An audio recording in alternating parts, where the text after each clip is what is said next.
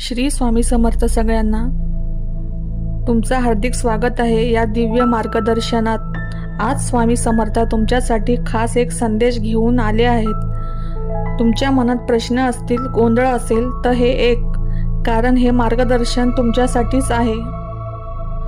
स्वामी म्हणतात, तू सध्या खूप ओझं वाहतो आहेस। जबाबदाऱ्या, चिंता, अपूर्ण काम सगळं एकत्र झालंय। पण हे विसरू नको, जे काही घडतंय ते तुझ्या आत्म्याला मजबूत करते।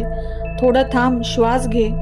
समोर अनेक पर्याय आहेत, पण त्यातून काय योग्य हे ठरवायला मन गोंधळलेलं आहे। आता वेळ आहे मन शांत ठेवून निर्णय घेण्याची। प्रत्येक चमकणारी गोष्ट सोनं नसते। जगण्यात नवा प्रकाश येणार आहे। तुझं यश तुझ्या वाटेकडे येतंय, पण तू त्याला समोर जाण्या इतका तयार असलास तरच।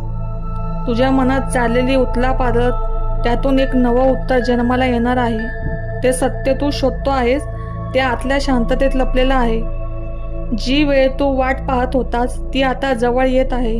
नवे मार्ग उघडत आहेत। भविष्यकाळ तुझ्यासाठी काहीतरी खास घेऊन येतोय, पण त्या दिशेने पावलं टाकायला धाडस तुझं हवं। स्वामी सांगतात, संतुलन ठेव, मनात उतावळेपणा नको। काही वेळा संयम हीच खरी प्रगती असते। संधी तुझ्या दाराशी येणार आहे। ही संधी केवळ पैशाची नाही, तर स्थैर्याची, आधाराची आणि भरवशाची आहे। स्वतःच्या ज्ञानावर विश्वास ठेव। भावनेच्या भरात नाही, तर स्पष्ट विचार करून निर्णय घे। इतरांचे ऐक, पण शेवटी आवाज तुझ्या अंतःकरणातूनच येतो। आता तुझा प्रश्न आहे, हे खरं होईल का?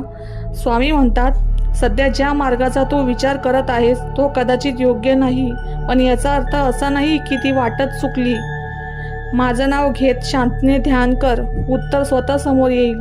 तू थांब, मी मार्ग दाखवीन। श्रद्धा ठेव, मी तुझ्याबरोबर आहे। तुझ्या गोंधळलेल्या मनातही माझा प्रकाश आहे। योग्य वेळेला योग्य दिशा तुला सापडेल।